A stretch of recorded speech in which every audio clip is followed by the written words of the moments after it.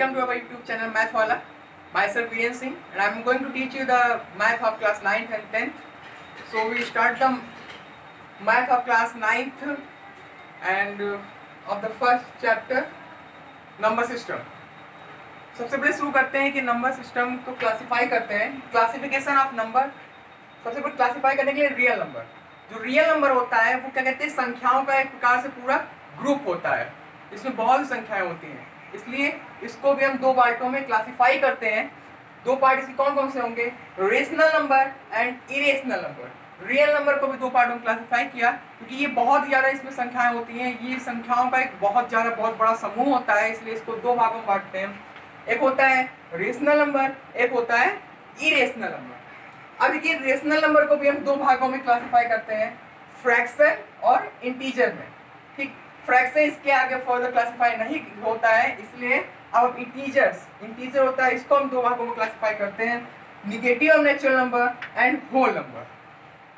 Negative और natural number आगे इसके आगे क्लासिफाई नहीं होता है, इसलिए होल नंबर को हम क्लासिफाई करेंगे. होल नंबर को क्लासिफाई करते हैं, होल नंबर 0 और नेचुरल नंबर के फॉर्म में क्लासिफाई होता है. अब देखिए इसके बारे में आपको बताएंगे कि आगे ये नेचुरल नंबर क्या होता है, 0 क्या होता है, होल नंबर क्या होता है, निगेटिव और नेचुरल नंबर क्या होता है, इंटीजर्स क्या होता है, रेशनल नंबर क्या होता है. ठीक, तो इसी क्रम में हम आगे आपको बताएंगे. ठीक है, अब हम आपको बताएंगे कि नेचुरल नंबर क्या होता है. नेचुरल नंबर मतलब प्राकृतिक संख्या. जैसे कि हमने वहां पे क्लासिफाई किया था कि रियल नंबर को हमने दो भागों में बांटा. पहला होता है इरेशनल, दूसरा रेशनल. रेशनल को हमने दो भागों में बांटा, फ्रैक्शन और इंटीजर. ठीक, इंटीजर को हमने दो भागों में बांटा, निगेटिव इंटीजर और होल नंबर. और हमने फिर निगेटिव इंटीजर को छोड़ा, होल नंबर को दो भागों में बांटा, 0 और नेचुरल नंबर के बारे में. तो वही नेचुरल नंबर होता क्या है उसके बारे में आपको बताएंगे. देखिए वे संख्याएं जो एक से प्रारंभ होती है, कहते हैं कि काउंटिंग नंबर इसको हम कहते हैं, गिनने वाले नंबर. 1 2 3 4 5 6 डॉट डॉट डॉट बहुत आगे तक गई संख्या का कोई अंत नहीं होता, इसलिए कहते हैं वे संख्याएं जो एक से प्रारंभ होती हैं और अनंत तक जाती है, मतलब जिसका कोई अंत ही ना हो, वहां तक जाती है, प्राकृतिक संख्या कहलाती है. ठीक, इसे हम कैपिटल एन से प्रदर्शित करते हैं, ठीक, मतलब कहने मतलब ये कि वे संख्याएं जो एक से प्रारंभ होती हैं और अनंत तक जाती हैं, मतलब जहां जिसका कोई अंत ना हो, संख्याएं गिनते रहो, अंत ही नहीं होगा, वहां जाती हैं, उसको हम क्या बोलते हैं, प्राकृतिक संख्या बोलते हैं. ठीक, इसे हम डिनोट करते हैं, एन से डिनोट करते हैं, और ये होता है n बराबर 1 2 3 dot dot dot dot dot infinity तक. ठीक, ये हो गया इसका नोटेशन. अब नोट में लिख लीजिएगा, सबसे छोटी प्राकृतिक संख्या 1 होती है और सबसे बड़ी प्राकृतिक संख्या अनंत होती है.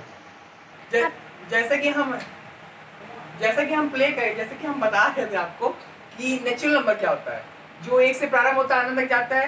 ठीक, वो नेचुरल नंबर कहलाता है, उसको हम ऐसे नोट करते हैं. उसी प्रकार होल नंबर हमने आपको बताया था ना, उसके क्लासिफिकेशन में होल नंबर भी होता है. ठीक है, तो नीचे क्या दिया था, जब 0 और नेचुरल नंबर को हम ऐड कर देते हैं तो हमको होल नंबर मिल जाता है. मतलब कि वे संख्याएं उस 0 से प्रारंभ होती हैं, 0 से स्टार्ट होती हैं और अनंत तक जाती हैं, पूर्ण संख्या कहलाती है. और इससे हम किससे डिनोट करते हैं, W से डिनोट करते हैं. ठीक, इनका कहने का मतलब ये है कि अगर हम नेचुरल नंबर के ग्रुप में, देखिए हमने बताया था कि नेचुरल नंबर क्या होता है, 1 से स्टार्ट होता है और अनंत तक जाता है. लेकिन अगर उस ग्रुप में हम 0 को भी ऐड कर दें तो हमको मिलने वाला जो ग्रुप होगा वो किसका होगा, पूर्ण संख्याओं का होगा. ठीक, मींस दैट कि अगर हम 0 को भी क्या कहते हैं नेचुरल नंबर ग्रुप में ऐड कर दें तो हमको क्या मिल जाएगा, होल नंबर मिल जाएगा, जैसा कि हमने आपको क्लासिफिकेशन में बताया था. ठीक है, तो इसी क्रम में आगे बढ़ते हैं. सबसे छोटा whole number, smallest whole number वो 0 होता है and the largest whole number is infinity. Okay guys, अब हम आगे आपको बताएंगे कि इंटीजर्स क्या होता है. पॉज करो. आगे रहते कि होल नंबर क्या होता है. होल नंबर के बाद आता है इंटीजर्स, मतलब पूर्णांक. ठीक है, अभी पूर्णांक क्या होता है, यदि हम पूर्ण संख्याओं समूह, जैसे कि हम आपको क्लासिफिकेशन बता रहे थे कि जब होल नंबर, निगेटिव इंटीजर्स और होल नंबर जुड़ता है तो हमको क्या मिलता है, इंटीजर मिलता है. क्लासिफिकेशन आप शुरू में देख लीजिएगा, क्लासिफिकेशन के बारे में हमने बताया है.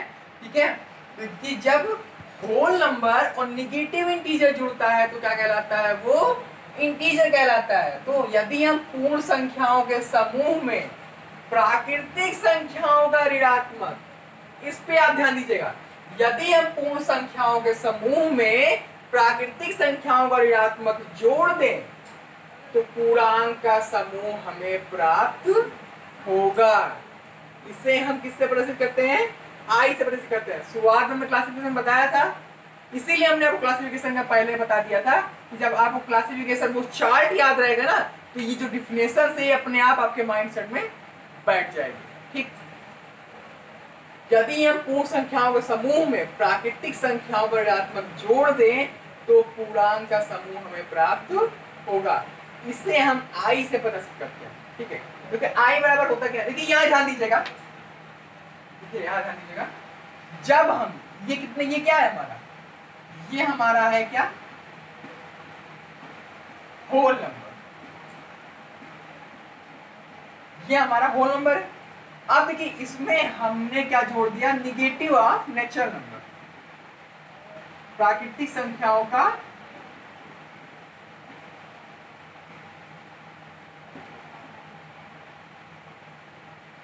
या ऋणात्मक नेचुरल नंबर, प्राकृतिक संख्याओं का ऋणात्मक जब हमने इसमें जोड़ दिया तो देखिए वो क्या मिल गया, आई मींस दैट पूर्णांक, हमें क्या मिल गया, पूर्णांक की प्राप्ति हो गई। ठीक है, तो हमने क्या कहा कि जब हम होल नंबर में पूर्ण संख्याओं में प्राकृतिक संख्याओं का ऋणात्मक जोड़ देते हैं तो हमको मिलने वाला समूह जो होता है वो पूर्णांक की प्राप्ति हो जाती है। ठीक, इतना समझ में आया? अब सबसे छोटा स्मॉलेस्ट इंटीजर क्या होता है, सबसे छोटा, जैसे कि हमने बताया था smallest natural number, smallest whole number, as like that I will tell you that कि smallest integer, what is smallest integer, तो माइनस इन्फिनिटी। क्यों माइनस इन्फिनिटी? क्योंकि देखिए -1 -2 negative natural number, natural number क्या होता है, अनंत तक जाता है, तो माइनस अनंत तक गया, छोटा क्या हो गया, माइनस इन्फिनिटी, और इधर क्या होगा, जायज और प्लस अनंत तक जाएगा, तो क्या होगा, ये लार्जेस्ट इंटीजर प्लस इन्फिनिटी। ध्यान देने योग्य बात ये है कि जीरो, अगर आपसे पूछ ले जीरो क्या है, कौन सा इंटीजर है, धनात्मक कि ऋणात्मक, तो हम आपको बताना चाहेंगे कि जीरो में अगर हम माइनस लगाएंगे तब भी वो जीरो कोई फर्क नहीं करता, प्लस लगाएंगे तब भी कोई उसको फर्क नहीं पड़ता है। इसीलिए शून्य ना तो धनात्मक पूर्णांक है और ना ही ऋणात्मक पूर्णांक। ये बात आप जरूर ध्यान दीजिएगा, कंपटीशन भी पूछता है कि व्हाट इज जीरो, निगेटिव और पॉजिटिव, देन बहुत लोग वहां पर गलती चले जाते हैं। तो आपको क्या करना है, शून्य ना तो धनात्मक पूर्णांक है और ना ही ऋणात्मक पूर्णांक है, ये आपको ध्यान में देना है।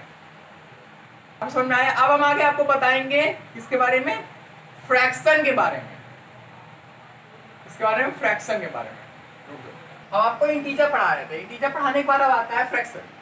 ठीक, फ्रैक्शन क्या होता है, क्योंकि हमने बताया था कि जो रेशनल नंबर होता है वो दो चीज से मिलकर बनता है, फ्रैक्शन होता है और एक इंटीजर होता है। तो इंटीजर तो हमने पढ़ा दिया, फ्रैक्शन तो बताना पड़ता है ना, क्योंकि उसमें हमने जिक्र किया है इसके बारे में, तो इसको बताना पड़ेगा ही।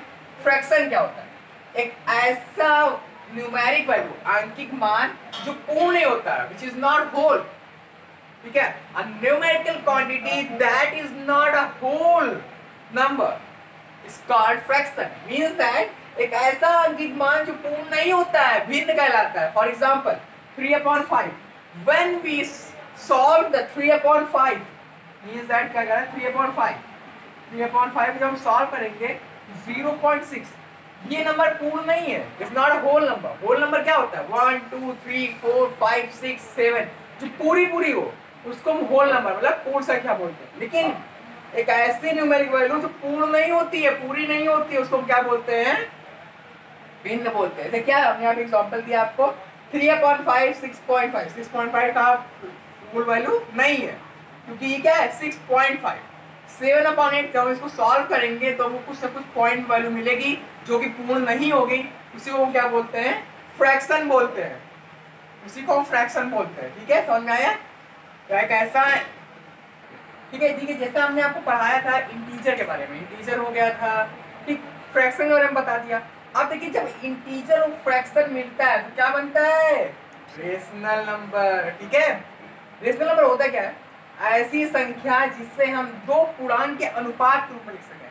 मीन्स दैट ऐसी संख्या जिसके हम दो पूर्णांक के अनुपात के रूप में लिख सके उसे हम क्या बोलते हैं, परिमेय संख्या बोलते हैं। इसे हम दूसरे प्रश्न करते हैं। अब देखिए दो पूर्णांक का अनुपात क्या है। मान लिया पहला पूर्णांक क्या है p, दूसरा पूर्णांक क्या मान लिया हमने q। इसको हमने इस अनुपात में लिख सके, इसी को हम क्या बोलते हैं, परिमेय संख्या।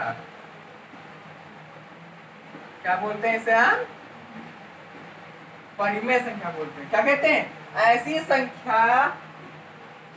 ऐसी संख्याएं जिसे हम दो पूर्णांक के अनुपात के रूप में लिख सके उसे हम क्या बोलते हैं, परिमेय संख्या कहते हैं। ठीक है, इसे हम q से प्रदर्शित करते हैं। ठीक है, इसे डिनोट करते हैं, नॉर्मल डिनोट करते हैं। इससे कि हमने नेचुरल नंबर को n से करते हैं, होल नंबर को रिप्रेजेंट करते हैं, वैसे रेशनल नंबर को किससे करते हैं, q से करते हैं। ठीक है, और देखिए क्या कह रहा है कि ऐसी संख्या जिन्हें हम दो पूर्णांक के अनुपात, पूर्णांक कुछ भी हो सकता है क्योंकि जितनी माइनस प्लस जीरो जो भी संख्या होती है क्या कहलाती है, पूर्णांक कहलाती है। तो जब हम पूर्णांक को अनुपात के रूप में लिखते हैं तो वो क्या कहलाता है, परिमेय संख्या कहलाता है। बट कंडीशन अप्लाइड, यहाँ पे जो q की वैल्यू है वो 0 के बराबर नहीं होनी चाहिए। Means that p upon q में तो लिख सकते हो, लेकिन यहाँ पे q की वैल्यू 0 नहीं होनी चाहिए, तब वो क्या होगा, परिमेय होगा। एग्जाम्पल देते हैं, जैसे कि हम एग्जाम्पल देते हैं 2/3 ये क्या है, परिमेय संख्या है। क्योंकि देखो यहाँ पे क्या है, p क्या है 2 है, q क्या है 3, 6/7 ये भी परिमेय है। लेकिन 7/0 ये परिमेय नहीं है, क्योंकि कंडीशन अप्लाइड था कि q की वैल्यू 0 नहीं होनी चाहिए। मतलब नीचे डिनोमिनेटर, ठीक है, हर की वैल्यू 0 नहीं होनी चाहिए। ठीक है, यहाँ पे 0, इसलिए ये क्या है, परिमेय संख्या नहीं है। It is not equal to q, क्योंकि हम परिमेय संख्या डिनोट करते हैं, इसलिए ये परिमेय संख्या नहीं है। ठीक है, लेकिन ऊपर 0 हो सकता है, ऊपर 0 हो सकता है। डिनोमिनेटर 0, डिनोमिनेटर की वैल्यू 0 नहीं होती है रेशनल नंबर में, लेकिन न्यूमरेटर की वैल्यू 0 हो सकती है। हेंस इसीलिए क्वेश्चन बना है, क्वेश्चन एनसीईआरटी के एक्सरसाइज 1.1 का पहला क्वेश्चन है, क्या शून्य एक अपरिमेय संख्या है या परिमेय संख्या है। तो शून्य क्या है, परिमेय संख्या है। क्यों, क्योंकि शून्य के नीचे हम 1 लिख सकते हैं इसलिए। और परिमेय संख्या की कंडीशन होती है कि जिसको हम p/q के रूप में लिख सके और q की वैल्यू 0 ना हो। तो यहाँ पे q की वैल्यू 0 नहीं है, इसलिए ये 0 शून्य क्या हो गया, परिमेय संख्या। तो परिमेय संख्या क्या होती है, जिसे हम p/q के रूप में लिख सके, जहाँ q की वैल्यू 0 ना हो, उसे हम क्या बोलते हैं, परिमेय संख्या बोलते हैं। इसे हम जनरली q से डिनोट करते हैं, कैपिटल Q से डिनोट करते हैं। और कोई भी दिक्कत होगी तो आप कमेंट बॉक्स में जरूर बताइएगा। ठीक है, आगे हम आपको बताएंगे इरेशनल नंबर क्या होता है। ठीक, इरेशनल नंबर क्या होता है आगे हम देखिए। अब आते हैं इरेशनल नंबर, मींस दैट अपरिमेय संख्याएं। ठीक है, ऐसी संख्याएं जिससे हम दो पूर्णांक के अनुपात के रूप में लिख सकते हैं। मींस दैट में कहने मतलब ये है कि हम इनको p/q के रूप में नहीं लिख सकते। तो क्या कहलाती है अपरिमेय संख्या, क्यों नहीं लिख सकते आप बताते हैं। क्योंकि देखिए अपरिमेय संख्या होती क्या है, एग्जांपल ले लीजिए √2, √3, √5। ठीक है, ये सब क्या है, अपरिमेय संख्या है। अभी की √2 की वैल्यू होती क्या है, 1.414 डॉट डॉट डॉट डॉट, ऐसे वैल्यू मतलब रिपीट नहीं होती है, वैल्यू रिपीट नहीं होती है, और डॉट कुछ ना कुछ चेंज होती रहती है, चेंज होती रहती है, चेंज होती रहती है, चेंज होती रहती है, चेंज होती रहती है। ठीक है, जिसके कारण क्या होता है, इसको हम p/q 1.414 के रूप में नहीं लिख सकते। ठीक है, कि जैसे कि क्या होता है कि हम वैल्यू जो होती है, डेसिमल के बारे में आगे जब बताएंगे आपको डेसिमल एक्सपेंशन कैसे होता है। तो यहाँ पे पहले क्या होता है कि इसको हम p/q के फॉर्म में नहीं लिख सकते। क्यों नहीं सकते, क्योंकि हमको देखिए जब वो परिमेय संख्या जो होती है, जैसे कि वो टर्मिनेट हो जाती है 1.414, ठीक टर्मिनेट हो गई, इसको हम क्या कर सकते हैं, पॉइंट हटाए 414 अपॉन 100 करके। अब इसको कट कर दीजिए, किसको क्या पी अपॉन क्यू के फॉर्म में लिख लिए। बट जब ये टर्मिनेट ही, जब ये क्या कहते हैं रिपीट ही नहीं हो रहा है कहीं से, ठीक, इसकी कोई फिक्स वैल्यू ही नहीं है, कहीं कट ही नहीं रहा है, कंटिन्यू चलता चला जा रहा है, तो इसको हम पी अपॉन क्यू के फॉर्म में कैसे लिख लेंगे, क्योंकि कोई इसकी फिक्स वैल्यू है नहीं, आपकी चेंज होता रहता है। इसीलिए क्या होता है, आपर में होता है, क्योंकि इसको हम पी अपॉन क्यू के फॉर्म में नहीं लिख सकते, इसलिए क्या कहलाता है, आपर में कहलाता है। आपर में संख्या समझ में आ गई, क्यों नहीं सकते पी अपॉन क्यू के फॉर्म में। ऐसी संख्याएं जिसे हम दो पूर्णांक के अनुपात के रूप में नहीं लिख सकते हैं, अपरिमेय संख्या कहलाती है। Means that P upon Q के फॉर्म में नहीं लिख सकते, उसको हम क्या बोलते हैं, अपरिमेय संख्या बोलते हैं। ठीक है, ठीक है फ्रेंड्स, आज की क्लास बस यहीं पे। आज आपको जो ना समझ में आया हो आप कमेंट बॉक्स में जरूर बताइएगा हमको। ठीक है, अगली क्लास कल हम आगे पढ़ाएंगे आपको नंबर लाइन पे डिनोट करना। ठीक है, कैसे इसको डिनोट करते हैं, दो नंबर, दो परिमेय संख्याओं के बीच में इसको डिनोट करना, और एक्सरसाइज 1.1 9 क्लास एक्सरसाइज 1.1 आपको हम आगे बताएंगे। आज थैंक यू।